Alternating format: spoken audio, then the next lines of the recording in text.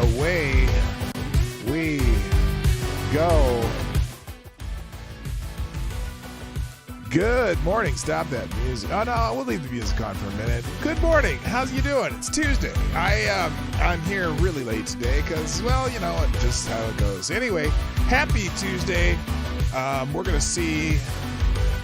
We're gonna talk about kind of freedom things, First Amendment things, and also I'm still laughing about this whole Twitter thing that isn't over. See, some of these people think that the news dump on Friday, or whatever they call it, the Twitter files dump on Friday was the end of it. No, it's just the beginning of it. And a lot of media people are getting nervous, but you know what? I'm going to guess that perhaps some of the other social media companies, media outlets, I bet a lot of them are getting nervous because this inner working stuff, it probably isn't just happening, or probably didn't just happen at Twitter, right? It's not the only place this stuff was happening. And also, there's a whole bunch of stuff happening that makes you concerned about the status of our wonderful First Amendment, as Donald Trump might say. So we're going to get into that and a whole lot more, as much as we can, in just under 90 minutes. So, if you're ready, I know I am. Johnny, would you please play the intro?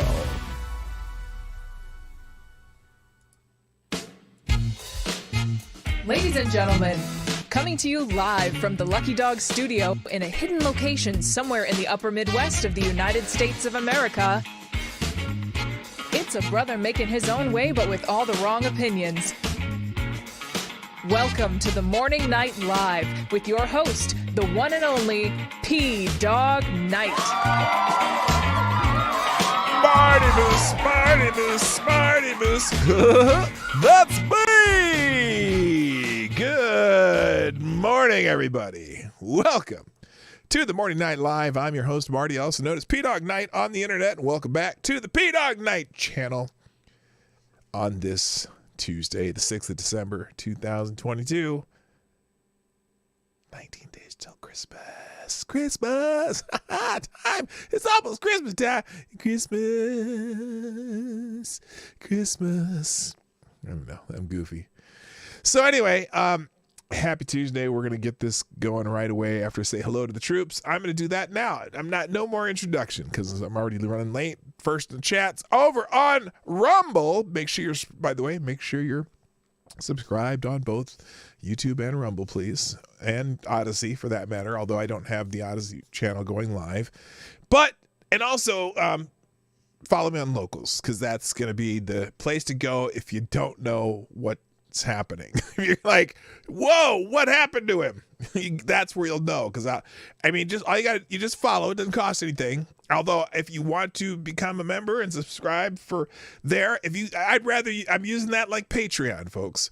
If you'd like to make it just a monthly donation or $5 a month, it's $5 a month, I think, or $50 a year. I think you get two months free if you do a full year at a time.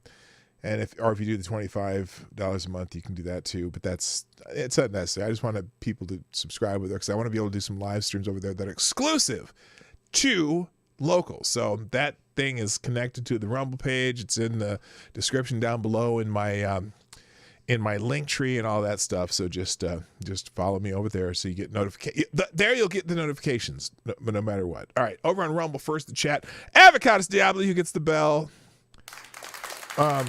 Something the bell didn't work. There it is. There it is. Also, good morning, Somnambul Nation. Mike Savage, Blarg, and Shady Grim. No, Rumble only today. No, is it on? Wait. No, it's on both. It's on both. YouTube's going. It's going both today. Hopefully, we won't have any glitches. I did some things yesterday after the show. Hopefully, I won't have any problems anymore. I also had to restart. I restarted the computer, tried to reload Streamlabs, and hopefully it'll all be smooth today. Anyway, on YouTube, also, first in the chat is Avocados Diablo, who gets the bell on that into the court too. Also, good morning, Tyrannus, Alexandrius, Tremerilich, Tyre Alexander for short. Good morning, Rotten Corp, Somnambul Nation, Chicago Mike Savage, Blarg, my favorite Canadian Jaeger pony, little vocal glitch there. Good morning, Trippy Liberty, Zach Osborne, Plague Grinch Zach, living incognito over there. I think I just doxed Zach. Good morning, Shady Grin, HP Lovecraft, K's in the house, Chicago Mike. Did I ever say Chicago Mike? I don't think I did. Also, Jethro Hetero, Gulf City, DC 182, aka Blink. Renee Mayette's in the house, and I think that's everybody so far. 16 here. That's a slow start, but and 8 likes, we'll take that. But during the show, you're the sponsor of the show. Sponsor the show by liking. Okay, that's a way to sponsor the show. Sharing the streams is a great way to take care of the show, and also sponsor it with Moolah at pdognight.live. All right, let's get this thing started. Now, the name of the stream today basically came from a thank you Zach Osborne and Trippy Liberty and Somnambule Nation for tweeting out the show. I appreciate that. You are awesome. Rick Ashbringer's in the house. Nice to see you. Glad you made it. The name of the show is from a Babylon Bee article. Now, I know the Babylon Bee is not real, right? Oh, where is it? It moved. Where'd the article go? Well, that kind of bums me out. It was, here we go. Here it is. This is where I got the idea for the name of the show today, even though I'm not spending a lot of time on this, but I find it humorous because it's kind of how life is. Good morning. Now what? That's my friend Wendy. What's up? Good morning. So how thick is Elon Musk's security team now that he announced that he might be, heaven forbid, assassinated? Well, there's some powerful people not happy with Elon Musk right now. So anyway, I thought this is funny. This oh shit. There we go. This tweet right here is very, why is this not working? Come on. There we go. Boomer tech. All right. Right here. This one right here. DNC and media collude to suppress a story about DNC and the media colluding to suppress a story. And I found this I wasn't sure if this was the Babylon Bee or the Not the Bee. You ever heard of the Not the Bee? They have the Not Bee that does, like real stories. Well, this is kind of I don't need to join there. It's almost it's like it is what it is, right? I just want to go through this because while this is supposed to be satire, a lot of times the Bee's satire basically is nonfiction. You know what I mean? So here it is. That is so, and I hate the term meta. Yes, it is meta. This weekend, Twitter CEO Elon Musk directed the release of documents and emails showing collusion between the media and the DNC to suppress a major news story. The DNC and the media have responded to the DNC media collusion story by colluding to suppress the story about their collusion. I couldn't have wrote that better myself. I could have, but I didn't. But I would have. Let's put it that I would have written it. I really would have. Truly would have written that. It's important to understand this story of how we colluded with the DNC to suppress important information about the presidential candidate. Corruption is a big nothing burger, said a member of the DNC, reading several talking points given to him by the media. We have been assured by our partners in the media that they will not be covering this story exactly as we requested. The DNC spokesman then shouted the word democracy before turning and running headfirst into a glass door at the DNC headquarters. Insiders with both the DNC and the media announced they will continue to collude with each other as long as they get away with it, or everyone stops listening to them, whichever comes first. We will not stop doing this for as long as it benefits us, and we're not doing it, said the DNC spokesman. At publishing time, the media and the DNC confirmed that they would also be suppressing the story about their collusion to suppress the original collusion to suppress the news story.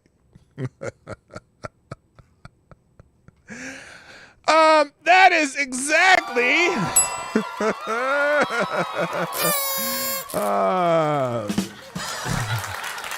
Yes, that is. What did they used to say when Dan Rather made up those fake but accurate? Okay, fake but accurate. Because, oh my God, they're losing their damn minds. Now, as you probably figured, when things like this happen, oh, this is funny. Here's another one. Maybe we should just do B articles today. This is hilarious. Elon Musk vows to reveal government and media collusion once he figures out where these red dots are coming from. There you go. Now what? I told you. Yes. Fake but accurate. The world waited eagerly for further information on the Hunter Biden laptop story suppression from Twitter owner Elon Musk, who had vowed to reveal the details of a potential government collusion with the media as soon as he could figure out why he keeps seeing the little red dots hovering around on his body. You know, I'm going to earn this cup of coffee today. All right. It's funny. Witness is... okay, I'm not going to read the whole thing, but it's funny. The bee is, stranger than fiction, right? Stranger than fiction. Wait a minute. That is kind of fiction, but it's kind of real. It's so, again, fake, but accurate. So, as you can imagine, though, there's going to be hit pieces, and I just happened to come across one this morning. This is great, and I it's just so on brand for the media, particularly the Independent's related to the New York Times, right? It's kind of the UK. I think it's owned by the same people. I don't know, but anyway. So guess what? So, and now I've been on Twitter for 10 years, and as I have been I go on Twitter just about every day. I find my news there, and I sometimes make fun of people, and it can be fun, but you got to be careful because you don't want to get in trouble. Even though it's a little bit harder to get in trouble, I guess, today, apparently, according to these people. But there hasn't been any major change to Twitter, right? I mean, they've done a few things, but they haven't made the major changes yet. But I mean, because how long has this been? Has this been like 2 weeks, 3 weeks that they signed the deal and they put the John Hancock on the dotted line, and there hasn't been any huge changes. But as of course the media is saying that there's been huge changes, and so here is one from the Independent. QAnon. Wait a minute. Hang on. Let me come back here. I absolutely have to find. Let's see. Give me. Bear with me for a moment. Bear with me. Let's see. Let's go. Let's go. Here we go. Let's have some appropriate music for this article. Let's see. We don't not house, not hip hop, maybe drum and bass. No, that's there. Here we go.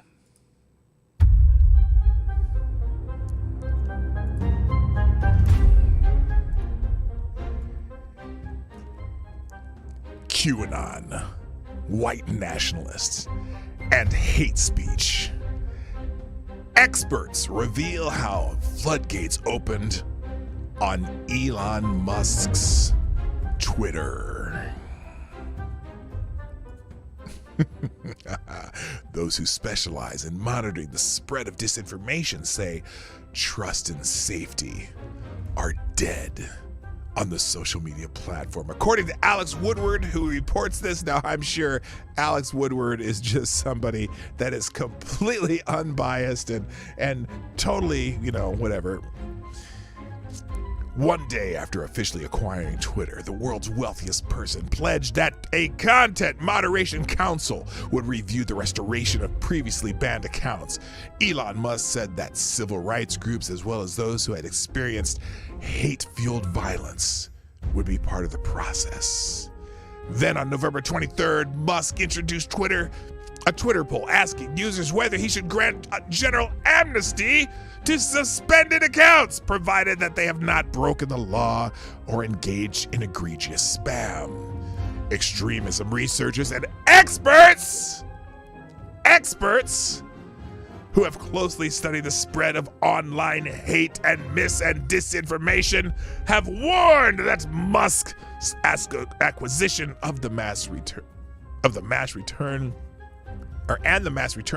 of previously banned users could rapidly deteriorate the platform under the disingenuous banner of free speech.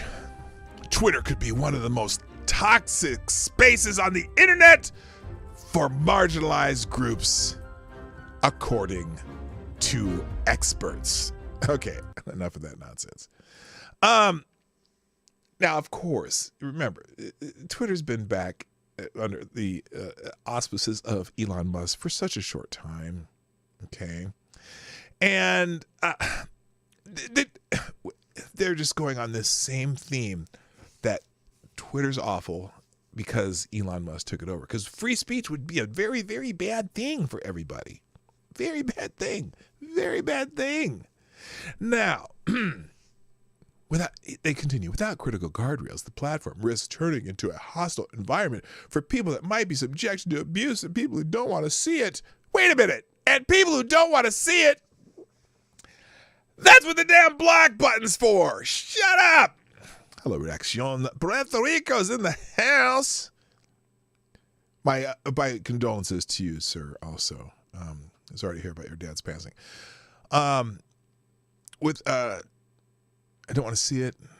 The vast majority of people, according to Imran Ahmed, founder and CEO of the Center for Countering Digital Hate. Now, I'm not familiar with the Center for Countering Digital Hate. So here, let's look up the Center for Countering Digital Hate. Let's see. Here it is. Oh, there it is. Counterhate.com. Now, this is one of the experts. Okay, this is one of the experts. Let's see what we counter online hate and disinformation. View our work and donate. Popular topics. The CCDH's latest trending areas of research, investigation, advocacy. Oh, so they specialize in anti-vax misinformation, anti-Semitism, climate change misinformation, and misogyny. Gee, I wonder. Now, I wonder if perchance they have an agenda at all.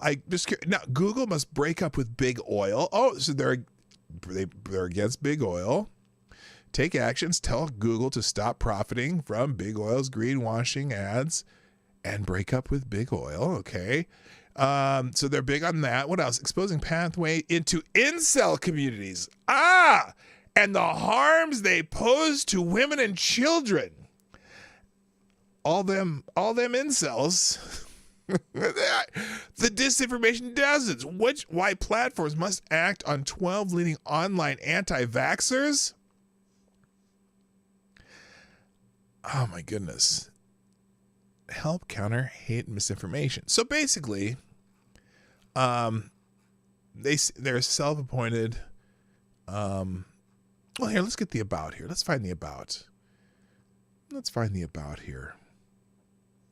The Center for Countering Digital Hate counters hate and disinformation by disrupting the online architecture and enabling its rapid worldwide growth. The work of the center is carried out by two organizations which operate collaboratively and carrying out their shared mission. CCDH US is a U.S. nonprofit corporation headquartered in Washington, D.C., and CCDH UK is a UK nonprofit headquartered in London. Digital technology has changed the way we communicate, build, and maintain relationships, set social standards, and negotiate and assert our society's values. Digital spaces, however, are often safe for bad actors, spreading hate and disinformation, turning them into hostile. Okay, as I read this, did anyone else get this vibe that this is a group that's basically out there to support Democrat government policies? I get the feeling, I have a feeling the centers, because basically whenever you see one of these, they're one of these. Okay, Imran Ahmed is the founder and CEO for the Center for Digital Hate US UK. He is an authority on social and psychological malignancies on social media, such as identity-based hate, extremism, disinformation, and conspiracy theories. He regularly appears on the media and documentary as an expert in how bad actors use digital spaces to harm others. And benefit themselves, as well as how and why bad platforms allow them to do so. So this is a guy, they've come up with this place where he can be an expert, and he appears using this fancy sounding Center for Countering Digital Hate moniker. And I'm pretty sure it just makes left-wing talking points. Let's see, who's this? Sarah Egan, Chief of Staff. Sarah Egan is the Chief of Staff for the Center for Countering Digital Hate. Prior to this role, she was responsible for developing the center's external affairs through its stakeholder policy and partnership program. Sarah previously served as press secretary for Next Gen America and has worked with organizations in developing their defenses against disinformation, conducting opposition research, and strengthening the research basis to support social movements. Head of policy, Eva Hartshorn Sanders. What does she do? Let's see. Anything in here? She's working on head of policy. Ava's working on legislative reform, partnerships, and political education.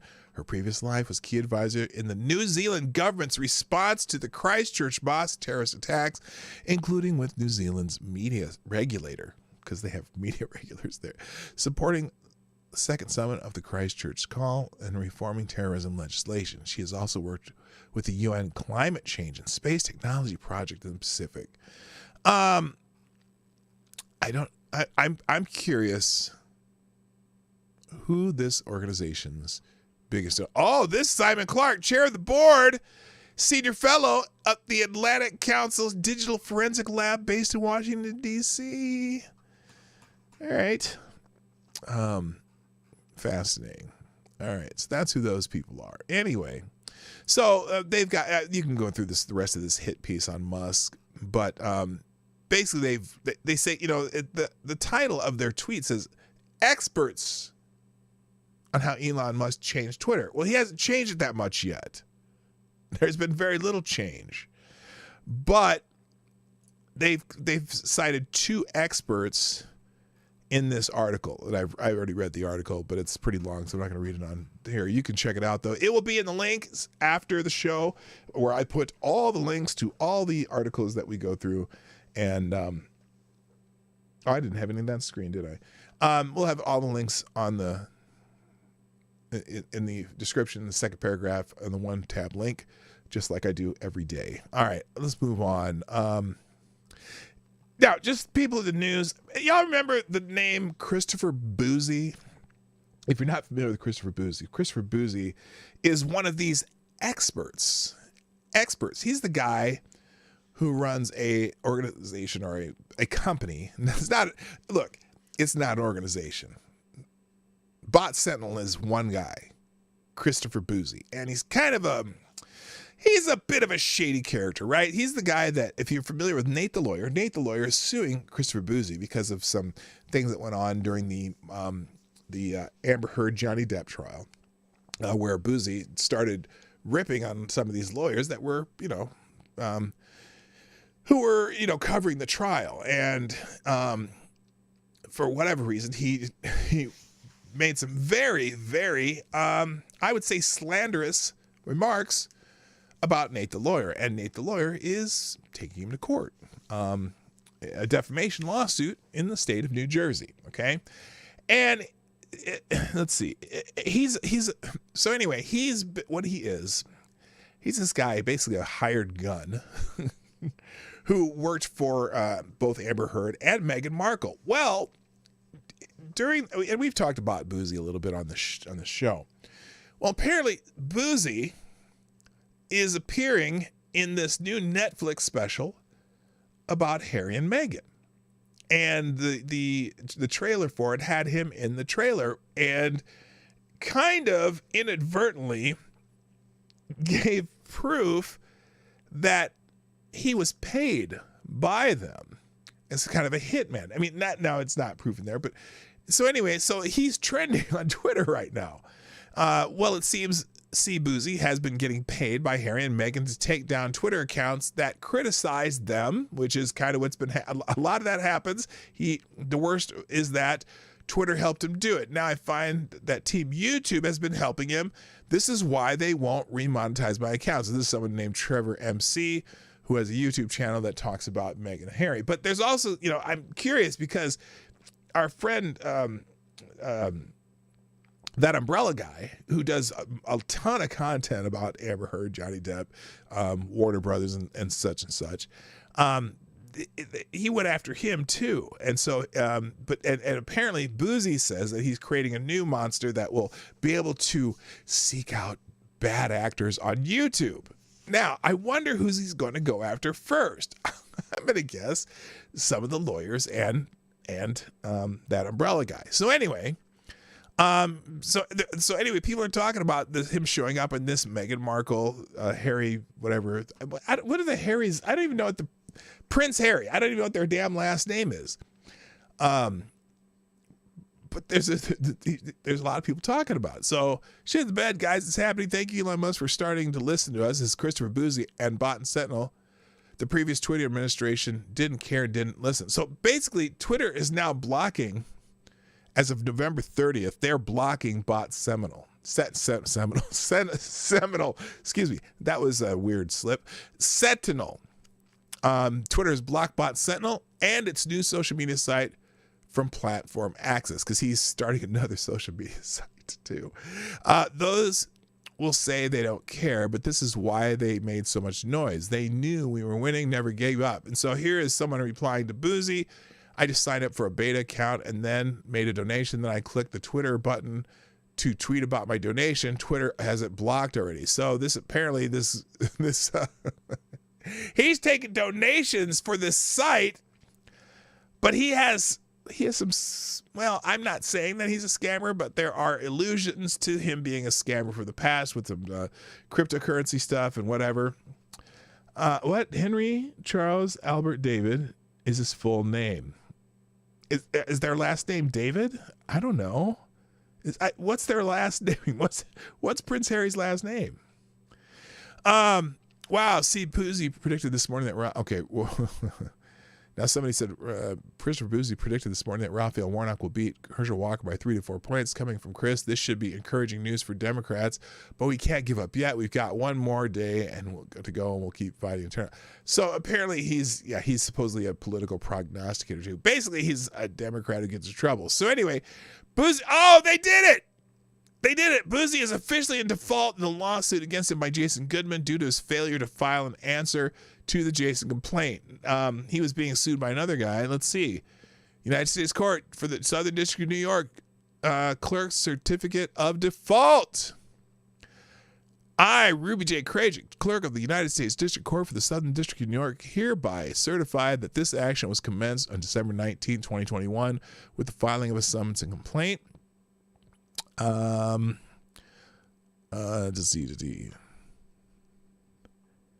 the summons complaint. It was served properly. Okay, we already knew that.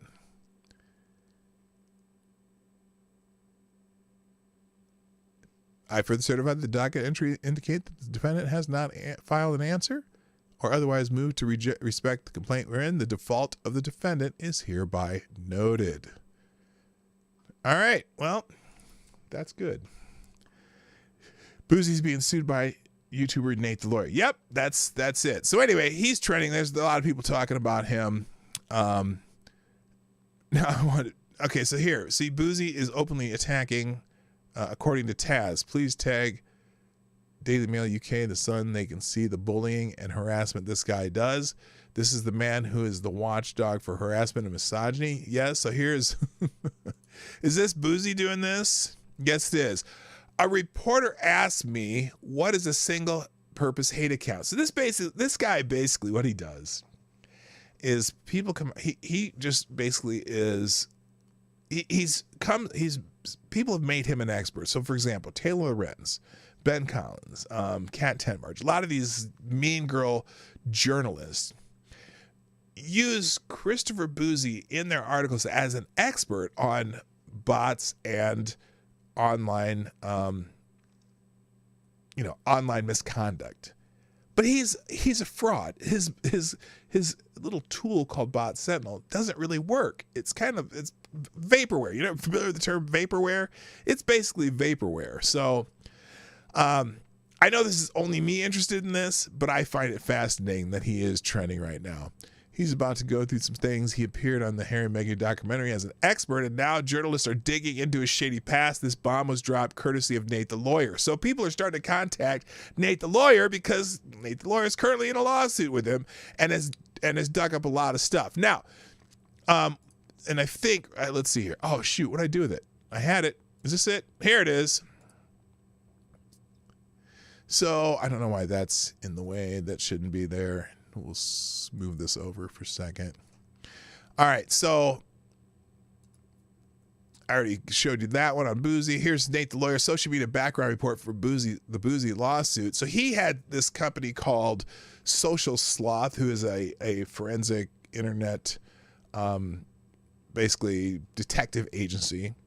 And they put together a 140-page report on Christopher Boozy. Now, it'll be in the links. Obviously, we're not going to go through that, but I'm going to be going through it over the next couple days. All right, enough about that. Shall we move on to some real news? Because I know that that's just some internet drama shit, but I'm all up for it. Let's talk about the Journalism Competition Preservation Act, which is going through Congress right now. Because this is a First Amendment themed show, or a freedom themed show. So there's this bill in Congress right now that seems to be going through with flying colors. And this is an article by the Electronic Frontier Foundation. And there's a reason I'm going to go through this part first, because it leads into a couple things that are happening in the news today.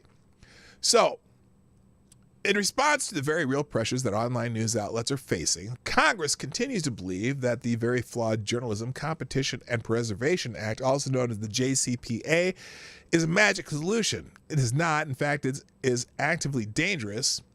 Apparently, there's a better solution available. So here's some background. The way the JCPA is supposed to work is by giving an antitrust exemption to news sites, allowing them to negotiate as a block with sites like Google and Facebook, with the goal of getting paid every time those sites link to the news. So what's happening is these media companies who are starting to lose money because they're just not the greatest. Social sloth. What did I say? Social sleuth? No, I think it said, what was it here? What was it? Social sleuth. That's the way it's spelled. They spelled it wrong, even though it SLEUTH. I think it's I'm not sure why they spelled it that way, but it's a play on something. Anyway, let's get back to this.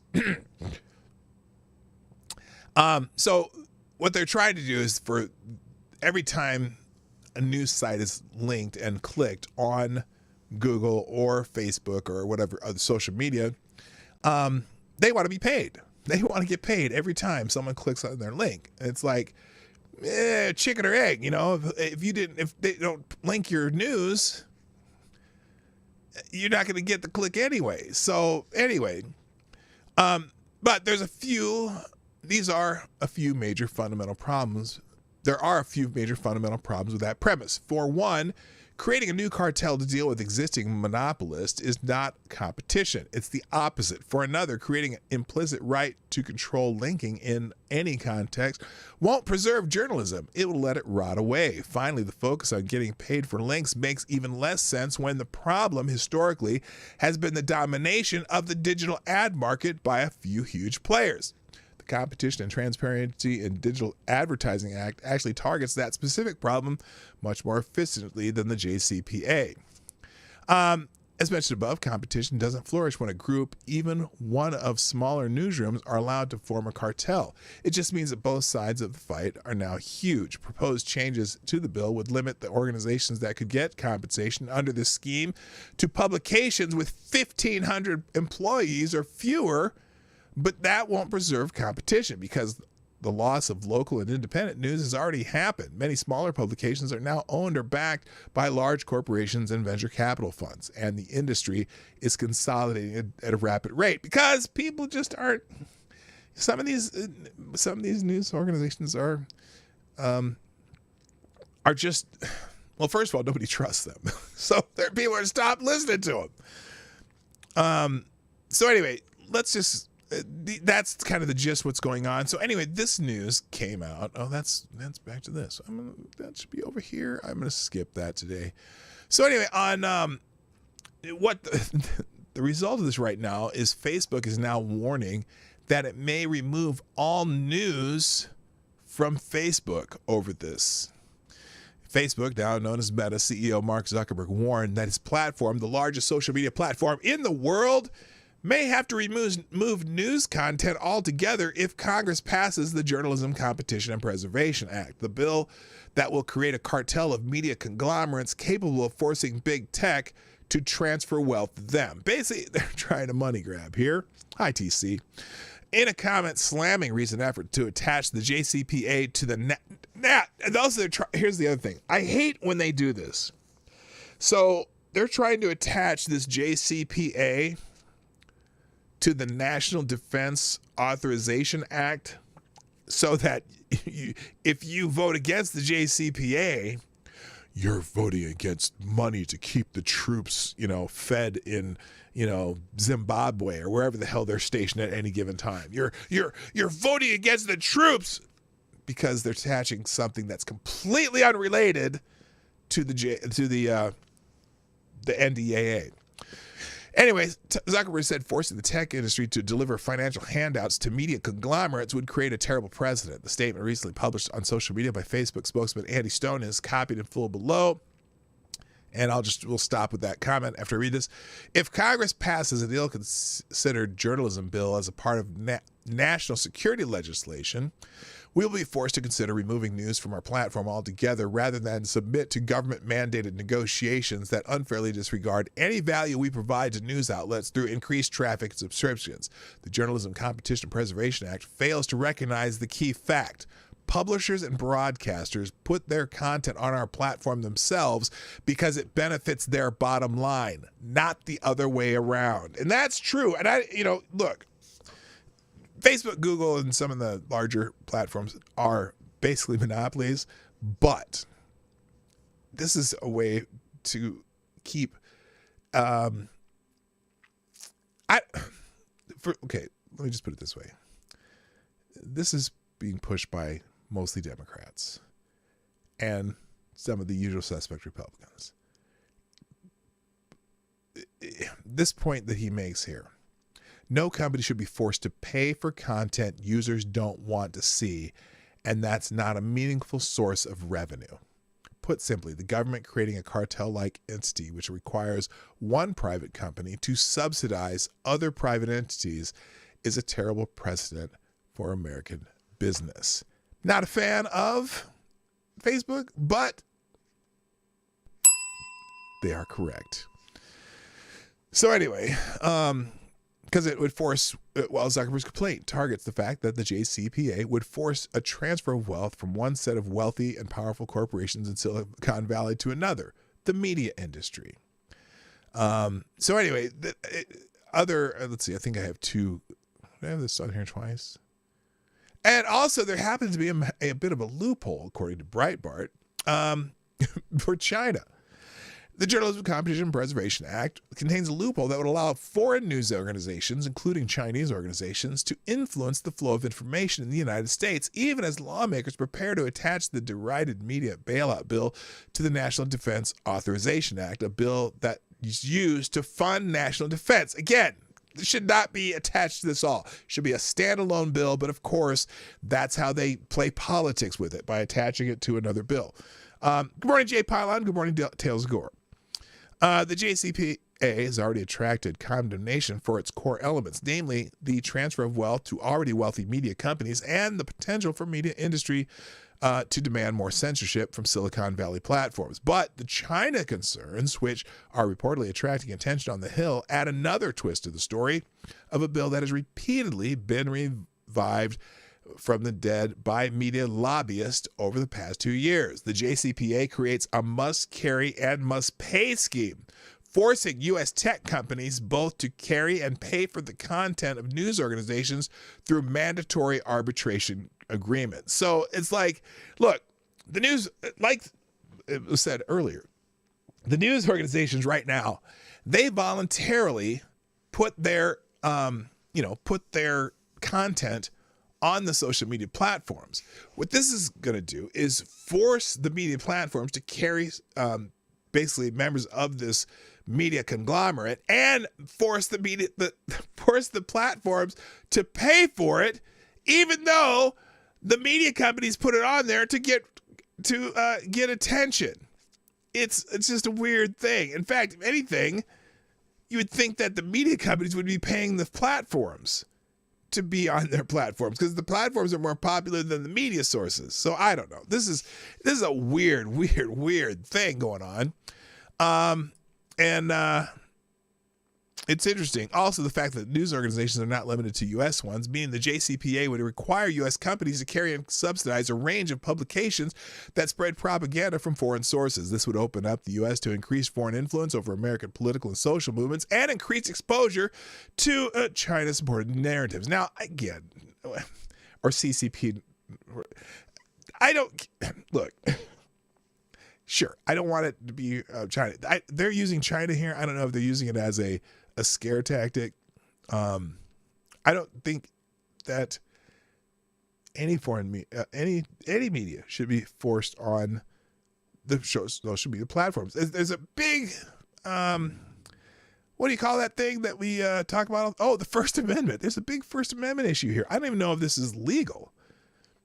That they could force one company to pay for the media from another company. I don't get it. So it'll be interesting to see where that one goes.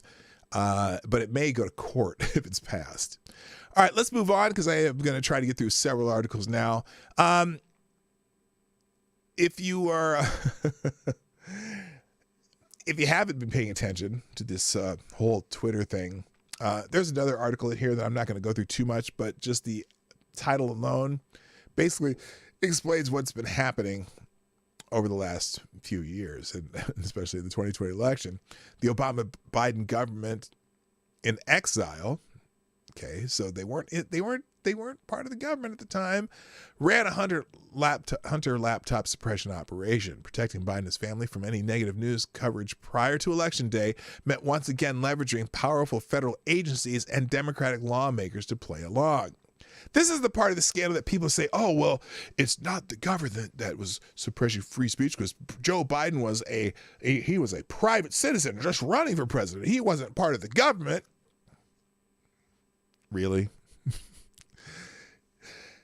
No one in the government, like none of those alphabet agencies, the FBI, CIA, were making noise about suppressing these stories. They got the band back together to the extent the original members ever broke up in the first place. The recent disclosures by independent journalist Matt Taibbi confirmed what other reporters have been covering for the better part of 2 years. According to files obtained by Elon Musk, the new owner and CEO of Twitter, the social media platform protected Joe Biden and his family from major and potentially election-altering scandal as millions of Americans were voting early for president in October 2020. Years of denial and dismissals related to the Hunter Biden's lucrative shakedown of hostile nations, including Russia and China, were set to explode just a few weeks before Election Day. Big tech and the government was ready immediately after the New York Post published damning material retrieved from Hunter Biden's laptop contradicting Joe Biden's longtime protestations that he had nothing to do with his son's profiteering gigs. Twitter claimed the reporting was based on hacked material and in violation of the company's terms of service. We know the story. You've been reading about it for 3 days, but this is a good summary of the whole thing. Now, when people say the government wasn't involved, this was a private campaign, blah, blah, blah. Well, the fact that Yoel Roth had been having regular meetings with, let's see, I think I have that. Do I have that over here? Where's the Yoel Roth one? I had a Yoel.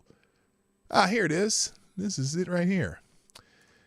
The fact that Yoel Roth, the former head of whatever, something in safety, whatever the hell they call it, safety, Yoel Roth said he had weekly meetings with the FBI and DHS, etc. throughout 2020 and was warned to look out for hacked material involving Hunter Biden. Even if no state actor directly intervened in the censorship action, it's a red herring. He was already primed to do their bidding. So this is from the materials.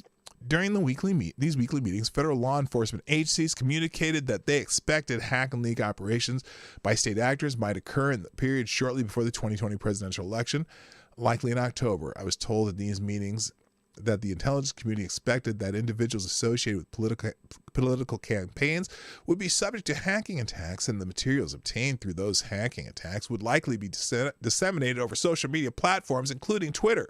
These expectations of the hack and leak operations were discussed throughout 2020. I also learned in these meetings that there were rumors that a hack and sack operation would involve Hunter Biden. So, the FBI, in advance, knowing that this would probably leak, seeing as they were not the only ones who had the material, they knew Rudy Giuliani had the materials. They knew that the computer store guy still had copies. They set out to head this off at the pass by talking to Yoel Roth, the head of whatever health and whatever safety bullshit they called it at Twitter. Now, do you think for 1 second, do you think for 1 second that the meetings were limited to just the FBI, DHS, and Yoel Roth? Huh? Do you? Do you think they only talked to you? Do you think they might have talked to somebody over at Meta or Facebook or whatever they called it back then? Do you think they had somebody talking to some people at Google, Yahoo? Do you think they had somebody over at, I don't know, Reddit, Pinterest? Do you think they had people, they were talking to these people all over the place, and also all the rest of the media, knowing that they were exposed on this story, that the Biden, the Biden campaign was exposed on this story? The idea that this was only Twitter doing this, the only reason we know Twitter was doing it is because it got bought by someone who said, fuck it, I'm showing everybody this shit. You know damn well, you know damn well that Mark Zuckerberg is sitting over in the corner like, sees this stuff came out on Friday, and Zuckerberg is kind of like,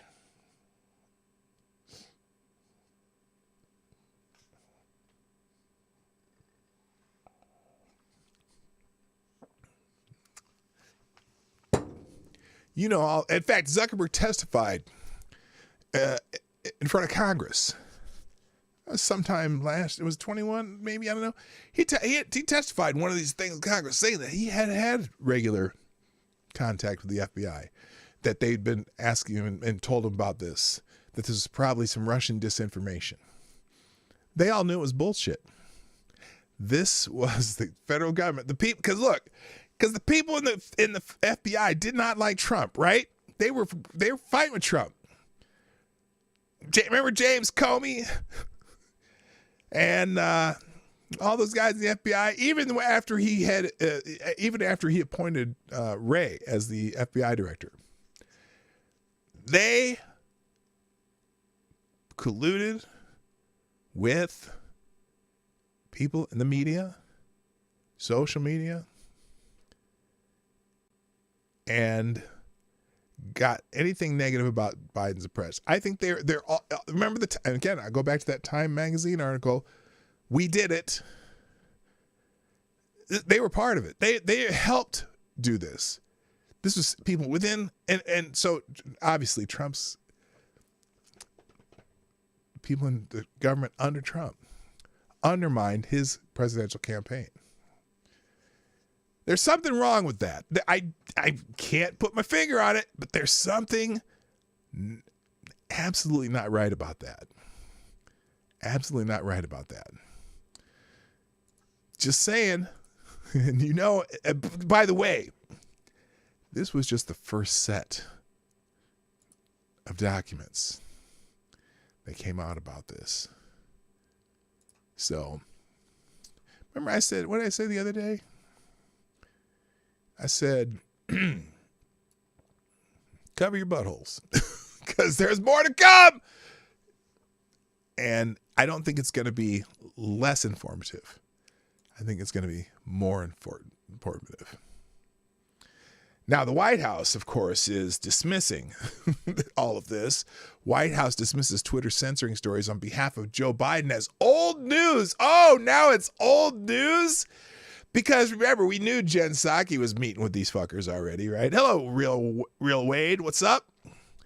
We know Jen Psaki and the Biden administration officials were meeting with news organizations and social media organizations on the regular, trying to form what the news was going to be. The White House dismissed on Monday new information released by Twitter regarding corporate decisions during the 2020 election to censor stories and posts about President Biden's son, Hunter. Well, that's full of old news if you think about it, White House Press Secretary Latrine Jean-Pierre said during the daily briefing when asked for the White House reaction to the new information unveiled by Twitter's new CEO, Elon Musk. Let's see. Do they have a clip of her talking out of her butthole? I guess not. Well, that's old news if you think about it. Musk released internal discussions about Twitter's executive to journalist Matt Taibbi, who shared the information on social media platform. Documents revealed internal communications about censoring the New York Post news story right before the 2020 election about the information retrieved from Biden's son's Hunter abandoned laptop that we now know, according to the New York Times and CBS News, is real. And I'm not saying is real. I'm saying is real. And apparently James Woods apparently going to sue Twitter because he was, I don't know, he was specifically suppressed by the DNC. The DNC had their own place where they could go tell Twitter to take shit down too. I don't think the RNC did. I know they said that some of the Republicans or somebody had that ability, but it was like 99% to 0.5%, and then the 0.5% that was other. Anyway, but Jean-Pierre did not react to a question on Biden's views about social media companies censoring information for his and his family's behalf. Instead, she argued that Musk and Twitter were trying to use the information as a distraction. A distraction from what? This is the story, lady. An interesting or a coincidence, if I may, that he would so haphazardly, Twitter would so haphazardly push this distractions, he said, pointing to the rising volume of anger, hate, and anti-Semitism on their platform. Oh, she's going with the narrative. Way to go, Latrine. Look what is happening. It's not, frankly, it's not healthy, she said. It won't do anything to help a single American improve their lives. Oh, kind of like the Biden administration. That's familiar. The White House announced that they would hold a roundtable on Wednesday about combating anti-Semitism, hosted by a second gentleman, Doug Emhoff. That'd be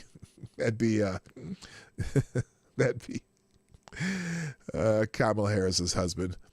The roundtable takes place a week after rapper Kanye West made a series of anti-Semitic comments during an interview with broadcaster Alex Jones and even complimented Adolf Hitler. Okay, whatever.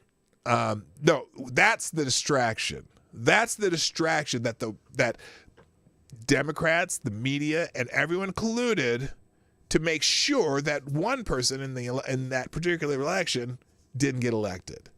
That's the biggest. That's as big as anything that happened in Watergate. Maybe even worse. Maybe even worse.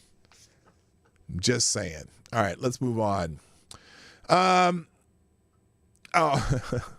Media slow to yet another story that doesn't look good for their side. Yeah, we were just talking about how they also talking about how the media isn't talking about it. They don't want to talk about it.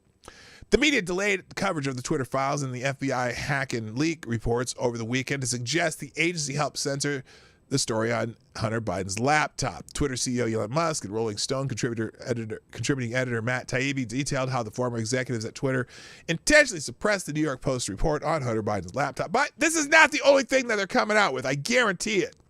There's a lot more. But the liberal and corporate media has been slow to cover the content detailing the lead up to Twitter's days-long censorship of the New York Post for posting the article. On Sunday, the New York Times published Elon Musk, Matt Taibbi, and the very modern media maelstrom that detailed the Twitter files from Friday after receiving backlash for their initial lack of coverage. Musk and radio host Clay Travis called out the Times for not covering the story. As of Saturday, Musk accused the paper of becoming an unregistered lobbying firm. Duh! They've been an unregistered lobbying firm. The Washington Post published their story Saturday at 6:39 p.m., argued that there's still no evidence that Twitter bent to the will of the Democratic Party. Oh, no? Are you sure there's no evidence? They haven't put everything out yet. This is, you know what this is like? This is like, you know how, I can't remember what it was. Someone was, is it Project Veritas that kind of does the drip, drip, drip stories? And then every time someone comments on it, they come out with something else that shows that was a stupid comment because we have lots more information that we haven't put out. That's what's happening right now. That first day, the Friday with Matt Taibbi's report, this is the tip of the iceberg. And they are the Titanic going full steam ahead. I'm just saying. And the Washington Post story made it sound like a complete nothing burger. Here's what they wrote. There's no evidence Twitter bent to the will of the Democratic Party. By the time the dust settled Saturday, even some conservatives were grumbling that it was a dud. Were they now? I'd like to know which conservatives. You mean like Lincoln Project motherfuckers? That's probably Bulwark, maybe? Yeah, that's probably all. Musk Twitter files produced no smoking gun, showing that the high tech had bent to the will of Democrats, the piece stated. A handful of screenshots from 2020 posted over the course of 2 hours Friday evening in a disjointed, roughly 40-tweet thread showed the San Francisco company debated a decision to restrict sharing of controversial New York Post story about the son of then Democratic presidential candidate Joe Biden. CNN also published an article Sunday detailing the emails obtained by Taibbi about the possibility of the government interfering in the censorship of Biden's laptop. So anyway, there's like a whole 7 minutes on the major networks that were not called Fox. All right. And then CNN reporter says some want you to think Twitter censoring Hunter Biden's story was censorship. Elon Musk is responding to the former President Trump. In a tweet, the Twitter CEO said, quote, "The Constitution is greater than any president." End of story. So that response comes after Trump called for terminating parts of the Constitution. Stick with me, because this is a little convoluted. This is a lie. But they're running with it because they're saying that he called for terminating part of the Constitution. He was saying what they did was terminating part of the Constitution. But they're gonna run with that lie. Included here, following the release of these so-called Twitter files. What are the Twitter files? Well, it's a tweet thread posted by Matt Taibbi over the weekend, which details internal Twitter discussions in 2020 about censorship. CNN's Christine Romans is here. It's really weird how he's he doesn't want he don't even want to talk about the story. With us, I feel like I need a flow chart, Christine. Yeah. Or a I don't know if it's a map or a timeline or what it is. I actually made one. See, this is why I love it when you're here, because I knew you would have that. There are a lot of steps to this. So if we start out with this already has the vibe of the two women on Saturday Night Live that had like the cable access talk show. Oh, this is very, very. The ones who had the interview with Mr. Sweaty, he made the sweaty balls. It has that vibe.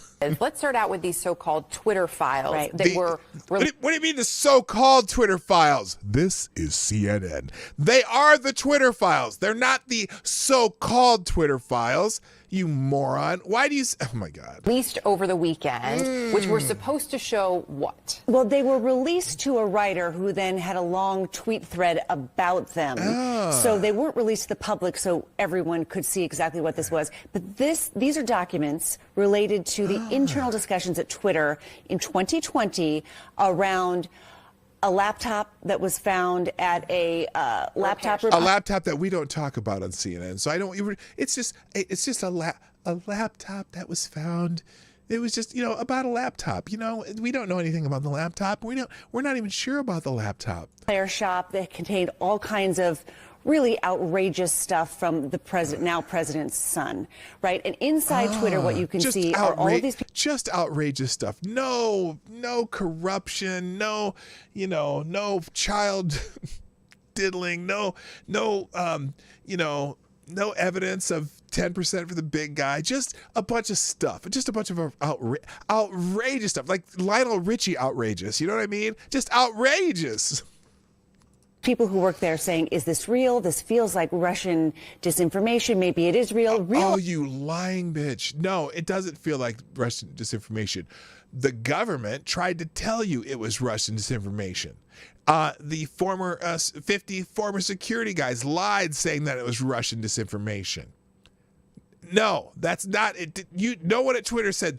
This feels like Russian disinformation. What the people at Twitter said was, ooh, this is really bad. This is really bad. And it's in the New York Post. So they've done some research, but we can't pretend that it's really research. So we came up with a lie that this was hacked materials, when we knew it was not hacked materials. But, Yoel had met with the FBI and the NSA, who told them, oh, look out for them hacked materials about Hunter Biden. Oh, yeah, because these live arguments about how they should treat this material in an election year. Now, what some want you to think is that this was censorship by big tech, and that's why the president is saying you should throw out the Constitution because big tech is in cahoots with... No, he did not say you should throw out the Constitution. He's saying they did throw out the Constitution. With American democracy. That's what the president thinks. But what it sort of shows is a real struggle at an important platform for how to deal with something. It was a real struggle. Yeah. It wasn't a struggle on whether or not they were going to censor it. It was a struggle about how they were going to explain why they censored it. How are we going to explain this? Well, we can say I got an idea. We can say it's hacked materials. Then we can say it's hacked materials, and we have a hacked materials policy. So we got to figure out how we're going to categorize how we are censoring this. What a bunch of bullshit. So outrageous, so explosive, and what to actually do with it. Because it's our job to censor. The New York Post, a news organization that's been here since frickin' the Boston Tea Party. What Pointer said, which is a media watchdog group, they said, file the Twitter files under M for meh, and the Do you know the WHO? The WHO organization? Did he say Pointer? File the Twitter files under M for meh. Whoa. File this one under a media watchdog group. They said, file this one explosive and what to actually do with it. What Pointer said, which... Pointer. That's what she said. Okay, Pointer. Poynter. I think that's how it's spelled. Pointer. Nonprofit Media Institute. Pointer's a left-wing, oh my God. Where's the about? This is Pointer. More newspapers consider pivotal to postal delivery to cut costs and headache ease. Los Angeles Times project uses puppets attack. Okay, is this Pointer Foundation?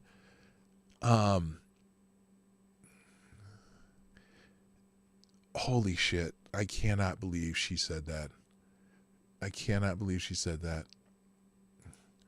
Anyway, Pointer, they're basically a left-wing news group. Which is a media watchdog group. They said, file the Twitter files under M for meh.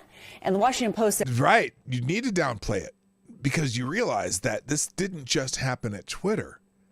This was happening through 1801. Okay, I knew they're old. They're old as F. They're one of the oldest news organizations in America, the New York Post. Under Matt, except the fact that this happened throughout the social media companies. So you know that they did the same thing happened at Facebook. You know same thing was happening at most news organizations in the country. That the Democrats, DNC, Biden campaign, FBI, all the people who are trying to get Trump out of office were on the same page with this. So there's no smoking gun here. We've known a lot of this. Really? But Twitter really struggled with how to handle this explosive story that was published in the New York Post. Also because they couldn't verify a lot of it at the time. It wasn't Twitter's job to verify anything. It was verified by the reporters at the New York Post. Do they verify every story that they link to or someone post on their website? So does Twitter have news, little news fact checkers who go around and fact check every news story? Did they fact check the CDC about COVID? Did they fact check? Oh my God, you got to be kidding me. Which was a major issue. Exactly. Christine, the essential They argument didn't fact check. here from Musk and Taibbi, if you read this thread, is that there was undue political influence that folks connected to then candidate Biden were pushing Twitter to remove this for political reasons, right? To True. help with the 2020 100% election. true. Is there any evidence of that? Yes. So what you see in these files are Republicans and Democrats at times going to Twitter and saying, hey, we don't know. They all did it. Republicans and Democrats did it. Did you read the damn thing? Oh my God. And who had 99% of the influence from what? Democrats. Know if this is true. Hey, you shouldn't elevate this or this. There were both. And yet, when did they stop? Who did they censor? They certainly weren't censoring bad reports about Trump or any of the Republicans. Did you ever hear about that? This one was the New York fucking Post. Parties, although more Democrats than Republicans from what we've seen in this thread, but both parties would go and say, hey, this isn't fair. This is tilting the scale. There's a lot of misinformation, disinformation on this platform, and we don't like this or we don't like that. So this, again, shows... And what did they do with that, though? That's what I want to know. How did they act on those other requests then? Did they act on all the requests that they requested? Oh, well, we don't want you to post this story. We don't want you to allow anyone to link this story. You suspended the New York Post, demanding that they take it down. That's a little different than just, oh, well, they asked us, asked us to watch for this story. They asked us to do that. Doesn't mean you took action on those requests, or did you? That's what we should know. And if you are, why? Why are you taking requests from any party as a platform? That's not your job. This is a platform we're supposed to be able to use to communicate to other people. You get to censor what we communicate to each other? Shows the struggle, I think, Twitter had at the time to being a real arbiter of real information. Not we their know job. That all of Section the social media sites 230 have had a difficulty saves with you that. from that. Elon Musk is teasing, I guess, that there's going to be even more but that wait, will be coming from the so-called more. Twitter files via Taibbi, this writer who has disdained, frankly, the mainstream media before. So we'll see what comes. Did you hear that? That's a shot at Taibbi now. Now, Taibbi, remember, Taibbi worked for Rolling Stone. Taibbi has always written about government malfeasance. So he's writing about government malfeasance, even though it is against people that he probably votes for. But that's what he does. And all of a sudden now, because he's someone who has an axe to grind with government, the way she put it there, didn't she? Did you hear that? That was amazing. Next, but he's not releasing it sort of to the public. He's releasing it to another voice to distill it, to see what was actually going on behind the scenes at Twitter at the time. Christine Romans, thanks so much. You don't think they're going to? You don't think that they're going to release it all to the public when they're done with this? I'll bet you they do, and I'll bet you they should just crowdsource the entire set of files. So anyway, someone said word salad. Yeah, that is word salad. It's too bad Taibbi isn't black, eh? Yeah, right? Holy shit. All right. Obviously, I'm running out of time. This is the interview Yoel Roth had. I think you've probably seen some other people cover this, so I'm going to skip that. And then in Issues and Insights, media tailspin continues as trust hits record low, according to a Issues and Insights poll. With mass layoffs at a number of companies and new revelations of intervention in recent elections, media have had a rough 2 months. Now it gets even rougher. According to the latest I&I TIPP poll, trust in the media has now fallen to record lows. Any shocker on that? Any shocker on that? for both sets of media, news is not good. In the case of traditional media, just 33% of poll respondents said they either had a lot of trust, 12%, or quite a bit of trust, 21%, in these outlets. But no trust group totaled 61% and 32% expressing little trust. Wait, what? When you add them together with 32% expressing little trust and 29% no trust at all. So people are not happy with the media. The trust data are mainly elevated by just one group, Democrats, according to the online poll taken from November 2nd from a sample of 1,359 adults. So, you could read the rest of that, but yeah, trust in media is waning. And now Elon Musk does have one problem, though, that could be a problem, one issue here. In the EU, where they're trying to force some EU-style regulations, here's an interesting editorial. Is speech truly free if it needs the state imprimatur? If Elon Musk truly believes that Twitter is a front in the battle for the future of civilization, he has a chance to prove it. The Biden administration has already threatened to investigate Musk on multiple occasions, which isn't surprising considering the unprecedented antagonizing towards free expression. Democrats like Senator Elizabeth Warren have promised to create new rules governing discourse on the private platform. She can go fuck herself and shove the First Amendment right up her poop hole. And Hillary Clinton's approach has been even more sweeping, calling for the European Union to create a technocratic speech regime to govern American companies to bolster global democracy before it's too late. And Europe has answered the call. Thierry Breton, the EU Commissioner of Internal Market, says that, quote, Twitter will have to implement transparent user policies, significantly reinforce content moderation, and protect freedom of speech, tackle disinformation with resolve, and limit targeted advertising. Reuters notes Breton told Musk he must adhere to a checklist of rules, including ditching an arbitrary approach to reinstating banned users and agreeing to extensive independent audit of the platform by next year. Now, must he?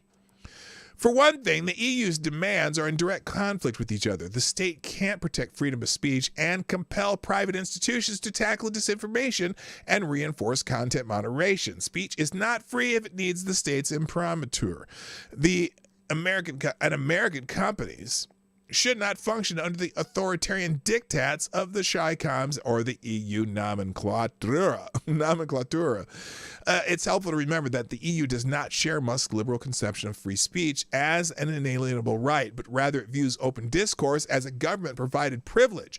Article 10 of the European Convention on Human Rights begins by promising, quote, the right to freedom of expression, but soon warns that speech is contingent on the vagaries, conditions, and restrictions of national security, territorial integrity, the prevention of disorder or crime, and health or morals. In other words, the state can arbitrarily impose limits at will, which sounds a lot like the contemporary American left's emerging position on speech.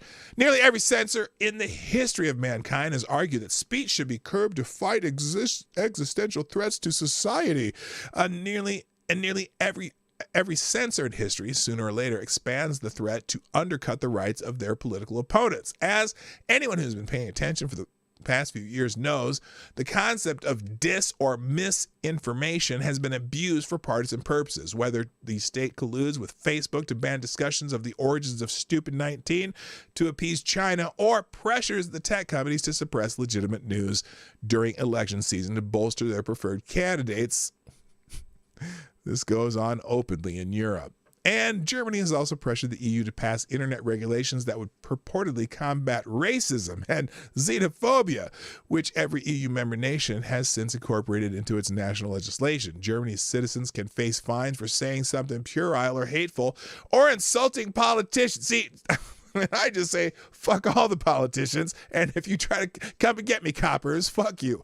Anyway, sometimes the police will show up at your home and arrest you. So, look, here's what I think Elon Musk should say. Piss off. We're an American company. We'll follow America's rules. If you don't want to use us over there, well, you can try and block us or whatever, but I'm sure people have VPNs and shit, so fuck you. Legit. Low Talker, how you doing? All right. I need to finish up here, so let's just skip through the lessons. In the Federalist, the future. Oh, have you heard about this case? So there's this woman in Colorado. Again, it's Colorado again. We'll finish with this one. I'll come back to this one because I'll just tell you what's in the tabs if you want to see these. The Colorado. So Gorsuch's grills lawyer over whether Colorado baker had to go through re-education program. So this is in the same case, the 303 creative case. I'll come back to that. Let me come back to that. Biden's DHS signals it wants to criminalize political dissent. Well, just the kind of lead here in the National Terrorism Advisory System Bulletin issued on Wednesday, the Department of Homeland Security announced portentously that the United States remains in a heightened threat environment. It seems that lone offenders and small groups motivated by a range of ideological beliefs and or personal grievances continue to pose a persistent and lethal threat to the homeland. Yet while the DHS claims to be tracking terror threats from people with a range of ideological beliefs, it's especially concerned with threat actors could exploit several upcoming events to justify or commit acts of violence, including certifications related to the midterms elections and the marking of 2 years since the breach of the U.S. Capitol on January 6, 2021. So they think that there's going to be a big uprising to protest January 6. The message is clear. DHS is going to devote its resources to the alleged terror threat coming from those who dissent from the leftist establishment line. Meanwhile, the agency plans to release Afghan Muslim criminals into the United States. The priorities of Biden handlers' counter-terror apparatus are all too clear. In other words, excuse me. In other words, DHS is signaling that they're going to be coming after anyone who's not a Democrat. They're going to be coming after the people. They're going to feign that there's this great right-wing terror threat, and they're going to ignore the groups like Antifa, who did another one of those attempted burnings of buildings when people was going to speak at some college and shit like that. They don't care about that. They're going to target they're going to target right-wing groups. So anyway, also let's see, in the Daily Caller, what? Oh shoot. What? I don't know. No, I don't. Okay, fuck it. I don't know what that article. Christopher Ray Manga. Okay, we're just gonna. I don't want that. Also, we found out that the Department of Justice sought personal information from Tara Reade's Twitter account after she accused Joe Biden of sexual assault. Remember Tara Reade? Remember that? Several months after the former Senate staffer Tara Reade accused Joe Biden of sexual assault, the Department of Justice issued a subpoena to Twitter demanding personal information on her accounts, including credit card or bank account numbers. The subpoena was only revealed recently to the Daily Caller, which obtained emails and documents related to the incident showing the DOJ asked Twitter to testify in front of a grand jury on December 16, 2020, to provide all subscriber information for Reade's accounts. The information was requested of 2 accounts belonging to Reade, including Reade Alexander and Tara McCabe. The DOJ requested the following information from the accounts according to the caller: subscriber name, address, records of session times, blah, blah, blah. A bunch of her information. And Reade told the caller that she didn't know why the DOJ requested information. Now, this is fascinating. Remember, this is when this was still the DOJ under Trump. But remember, so many of these people are career rank and file people. The only people that are really important at the DOJ are the U.S. attorneys. A lot of those are changed over. And the head, which would have been Bill Barr, right? But why would they have began investigating Terry? Now remember, don't think that Bill Barr was some giant fan of Donald Trump either, okay? But why would they be looking into her personal information after she made some accusations against Joe Biden. There's some powerful Democrats who went to some DOJ lawyers and asked for this. You know that's what happened. Not good. You can read about that. Richmond restaurant denies pro-life and pro-family group dinner service over Christian values. About an hour and a half before the event. Okay, this is the intolerant leftist mob. Now, look, this is going to tie into the Colorado story a little bit.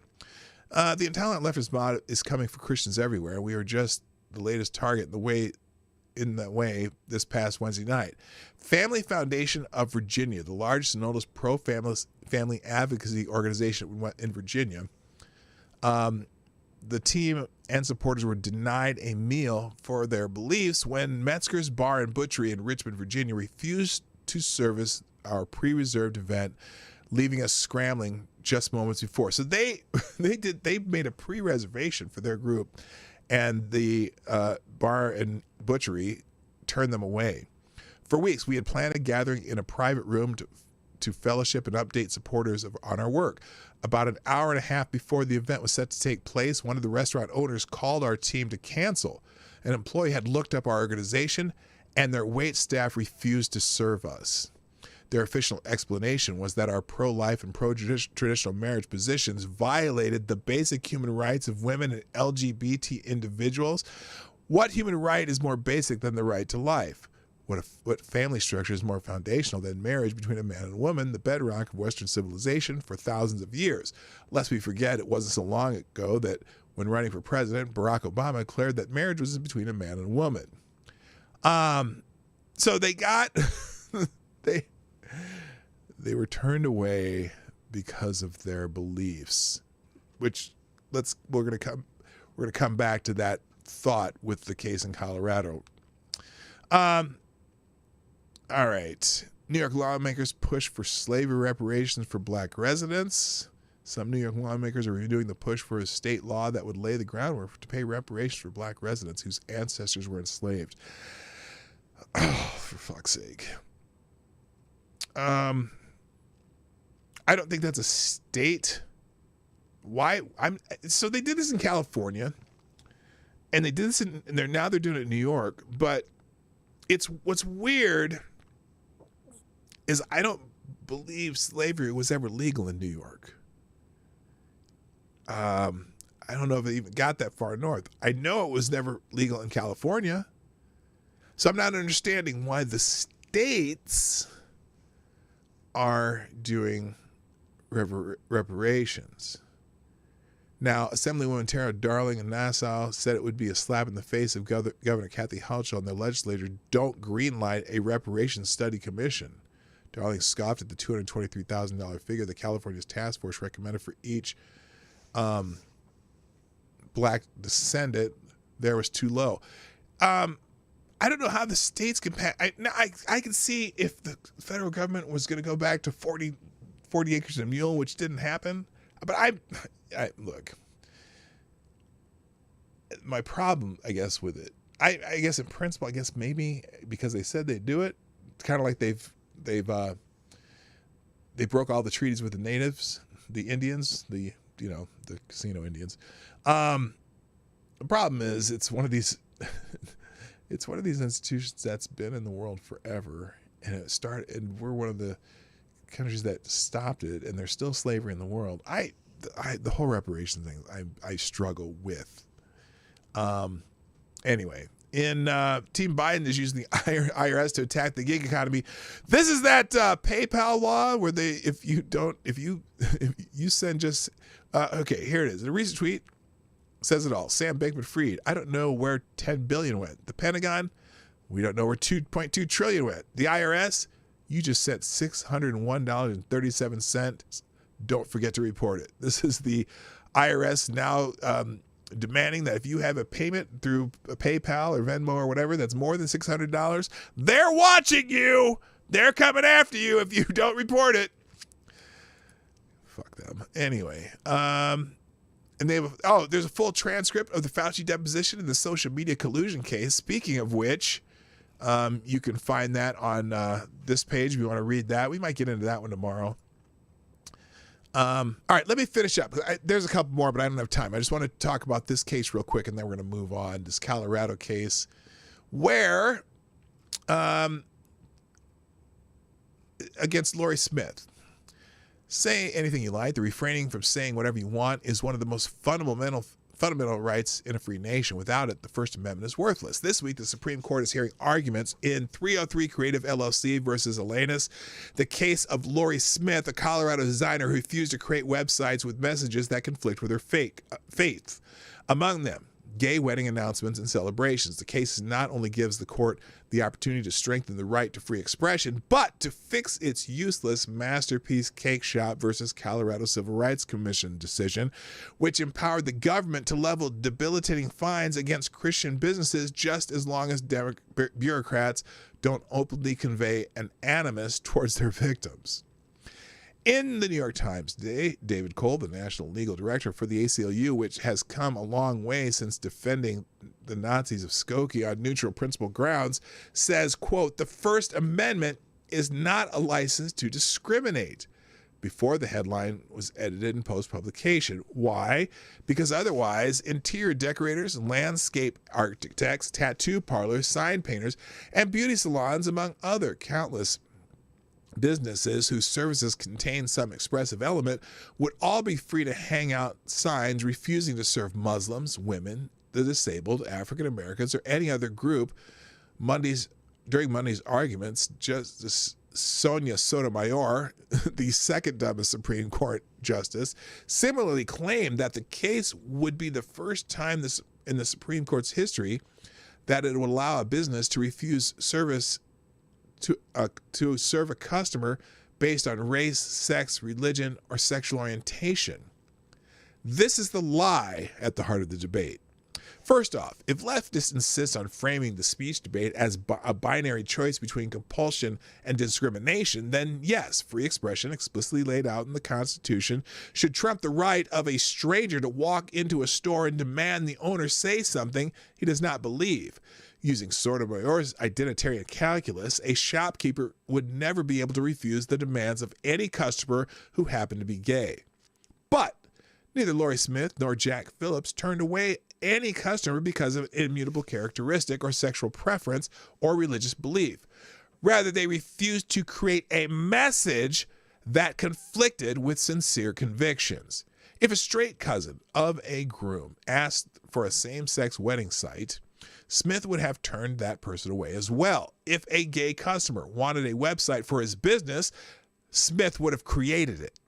If a straight couple asked for a body website or a website that declared Zeno the one true Lord of the universe, they too would have been rejected because that idea also runs afoul of our evangelical Christian beliefs.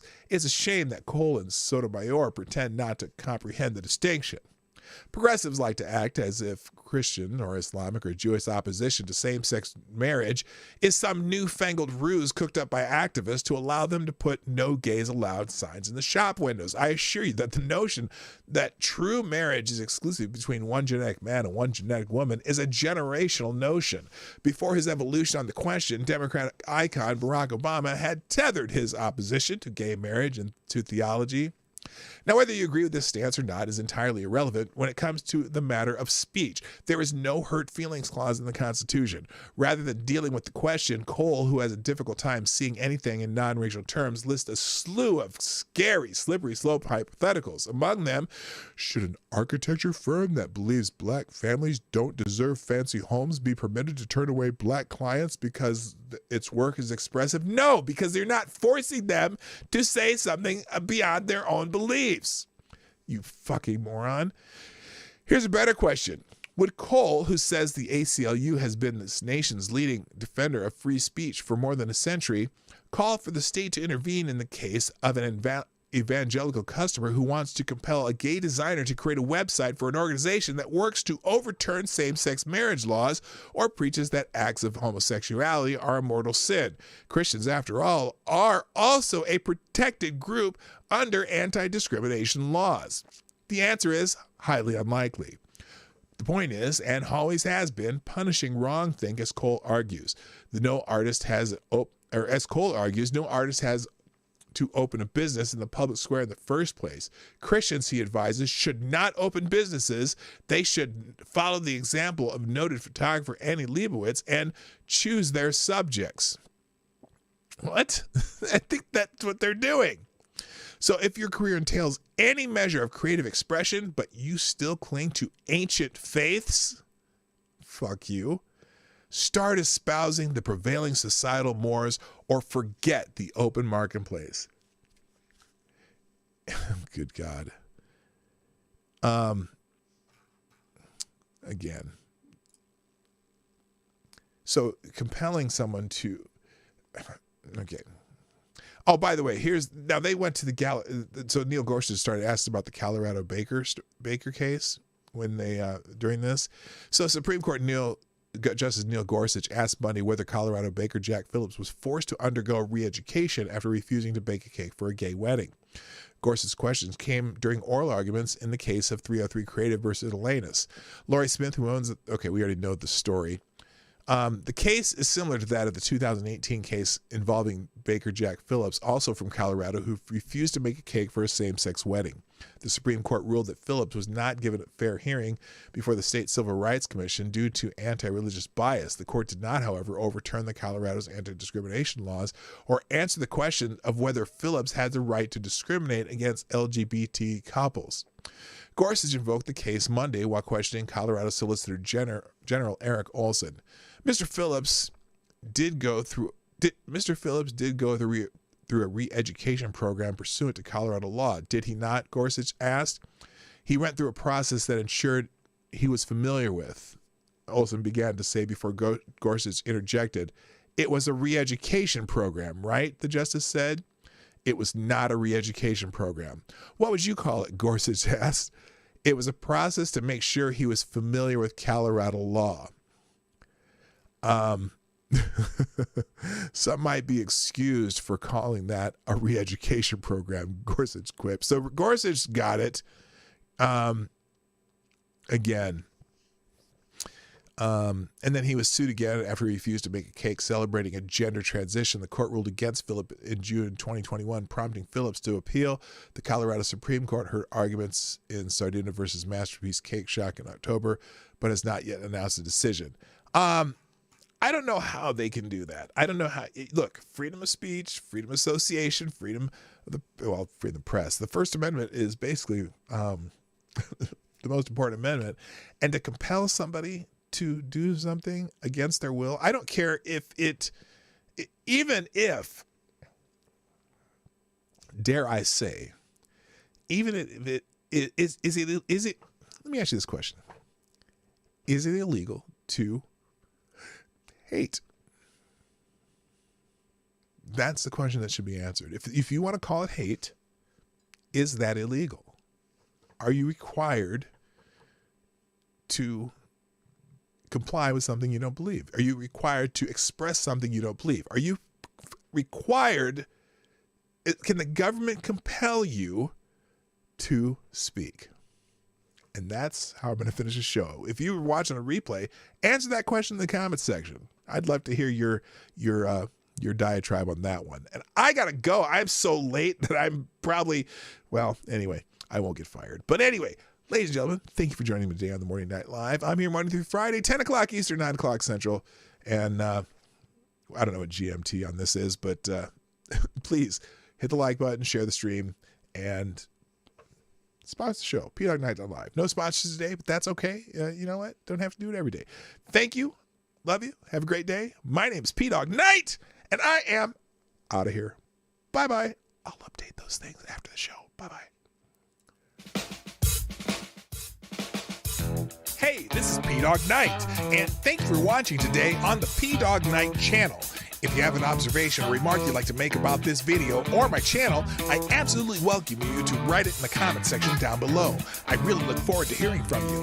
And before you go, if you like what you saw but you're not already subscribed, please make sure you hit the subscribe button and definitely click that bell that pops up afterwards so you'll be notified when I post new videos or when we go live.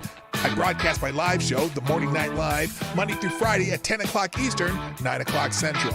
A special thank you to all the supporters of this channel who share our videos on social media and who make donations through Streamlabs, YouTube, Venmo, and Cash App, which are all linked in the description down below. Thanks again, and until next time, I'm Dawg Knight, and I'm out of here.